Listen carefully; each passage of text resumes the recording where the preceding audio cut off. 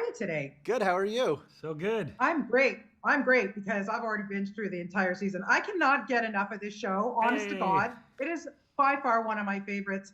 And Austin, let's Yes. start with you because I think what I love so much about it, I'm addicted to Mexico. I went to Mm. Acapulco in the 80s. I know I only look 20, but I did. It's true. And now have a timeshare in Puerto Vallarta. I've been going for 30 years. Oh, wow. What is the allure?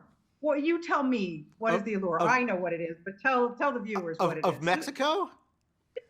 Oh my God. I mean, the weather, the colors, the food, the culture.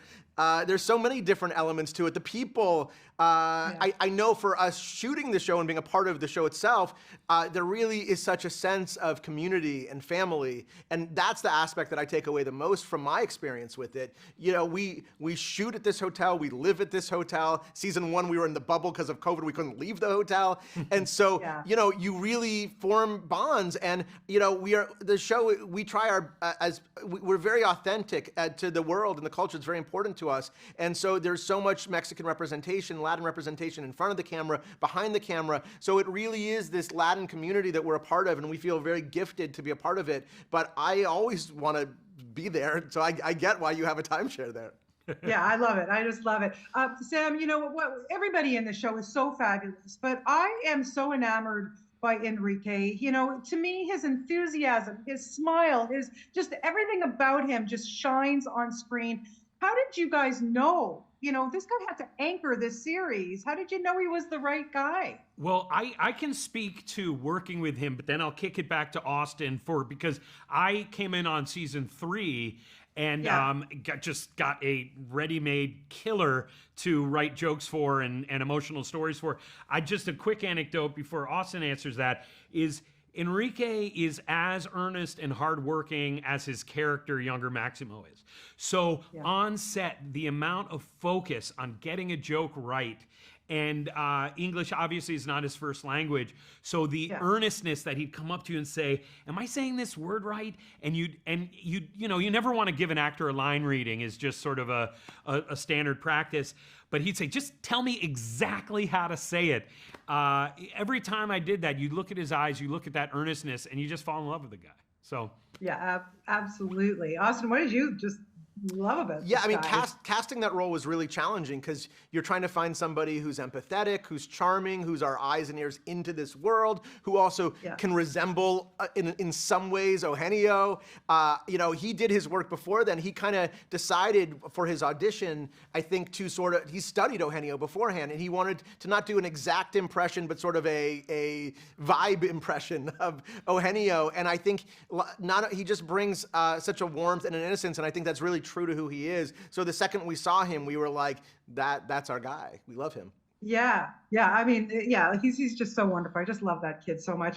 I'm a musical theater gal. I just love anything with music.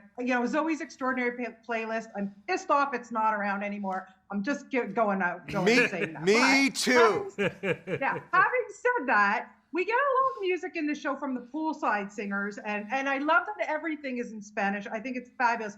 But what Glee fans are going to be very happy about is that Cord, aka Chad, gets a song by the pool. How awesome. We were very excited when that idea came up and that Cord was willing to go for it and fully commit to it. So that was awesome. By the way, half our cast is extremely musical.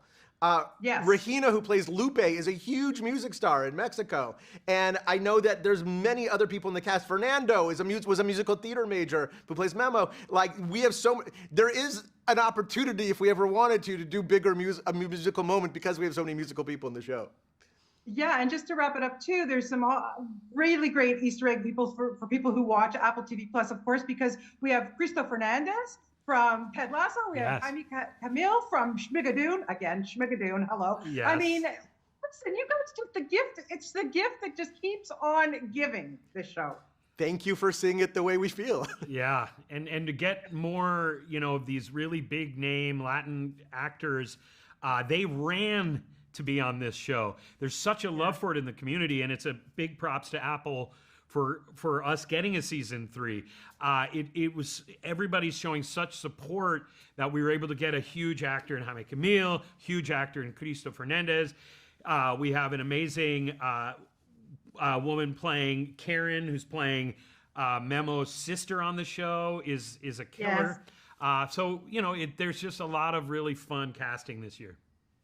Well, it is just fabulous. Thank you for another fabulous season. I'm waiting for 4. The story is not over, right? Hey, We there agree. you go. Thank you. Thanks, guys. Have a wonderful weekend, and You thank too. you so much for your time. Thank Okay, you. bye-bye.